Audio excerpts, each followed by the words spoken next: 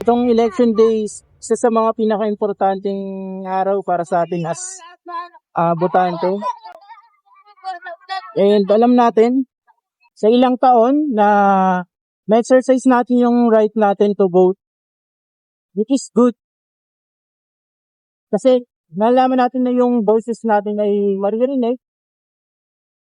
And also, yung mga choices natin matters.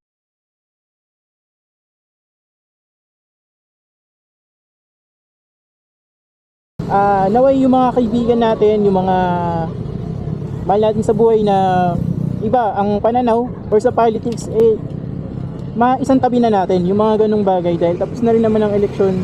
Nasanay manaig pa rin ang pagiging kapamilya.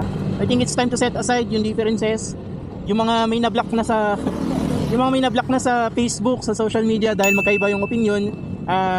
At the end of the day, pare-pares pa rin naman tayong Pilipino. Na-voice out natin kung bakit natin pinili yung mga ganong politiko. And sana hindi yun kung maging langat, kumbaga, para matigil yung pagkakaibigan o yung mga ating mga kapamilya. If you want to push them, let's educate them in a way na alam natin. Ayun lang naman mga kap, maraming salamat.